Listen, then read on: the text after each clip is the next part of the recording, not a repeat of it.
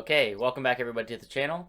Here is everything that I read in the month of July. Starting, of course, with The Shadow Rising, that gigantic Wheel of Time book sitting right behind me.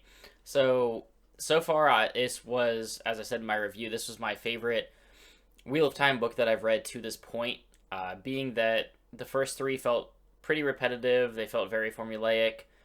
You know, they go off on a quest, they separate, they converge at the end, they defeat the bad guy, scene.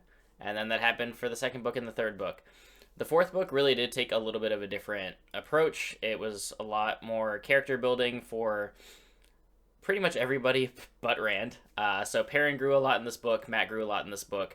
You spend a ton of time with Nynaeve, Egwene, and Elaine, and you really get to know a lot of these characters much more in depth than the previous books. And Perrin actually became the front runner for my main favorite character, and right behind him, I'd say it's Nynaeve. Nynaeve, I'd say. So those two really were at the forefront of this book.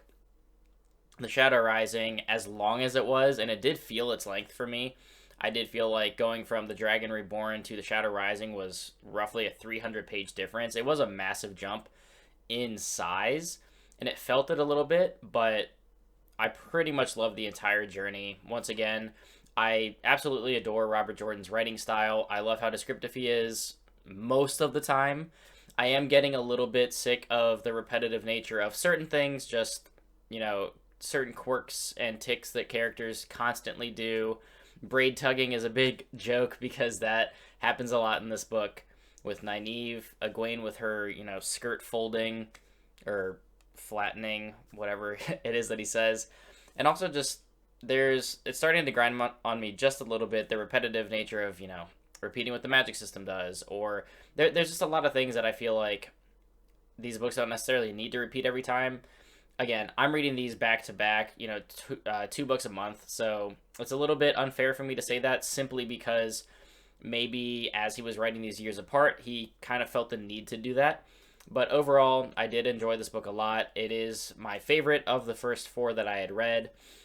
Just eking out Eye of the World, which I did enjoy the hell out of.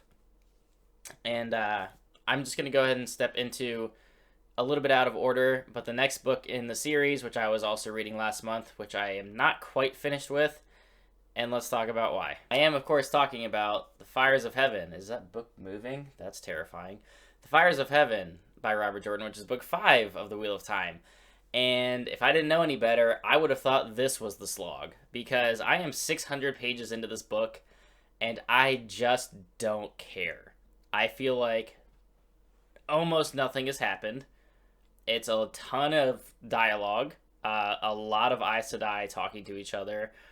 There's a circus. There's just I've been told that about 85% of this book is boring, and then the finale is fantastic, and you don't want to put it down.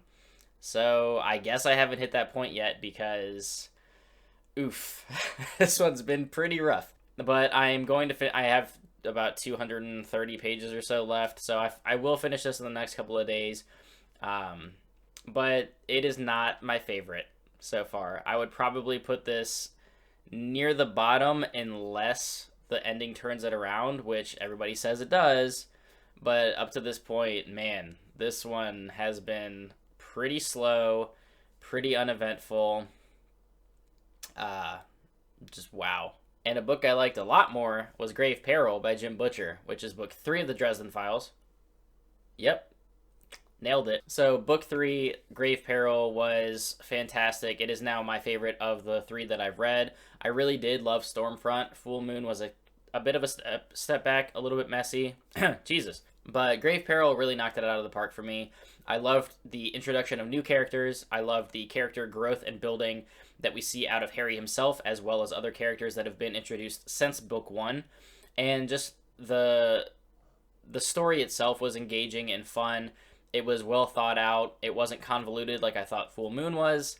There was a clear narrative that you were following and a clear bad guy. I mean, there's a lot of bad guys in these books, but there was a clear enemy that you had to defeat in this one. And like I've said in previous reviews of the Dresden File books, is I love the Monster of the Week feel of these, but Grave Peril also introduces you to a larger world and really starts to grow and expand everything behind the scenes, and I really appreciate that. And I'm looking forward to Summer Night, which I am reading this month in August, because I am still going to try to at least get one Dresden book a month in, but I'm also trying to start a bunch of other stuff. So far, Dresden Files, fantastic. I really think this is going to be one of my favorite series that I've read. It is super fun, engaging, fast-paced, and I love that they're all sort of quasi-standalones.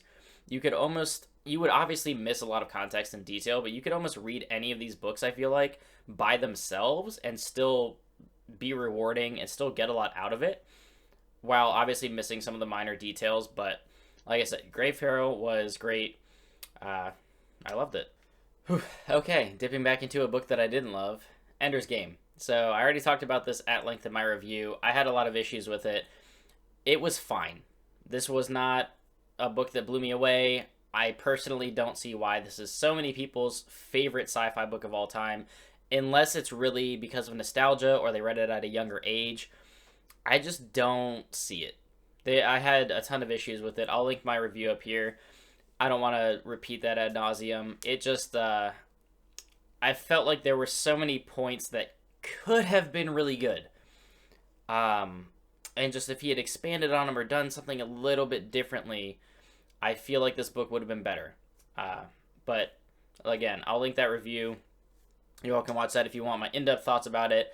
I thought it was just okay, with a lot of major issues that I would have liked to have seen done differently, and it would have made the book for me a lot better.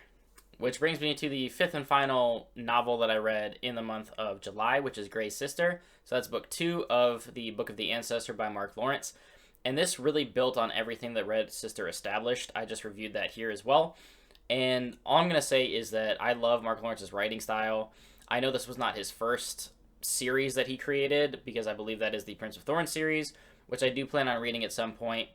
But I love his writing in this. His prose is amazing. I don't know the correct way to say that.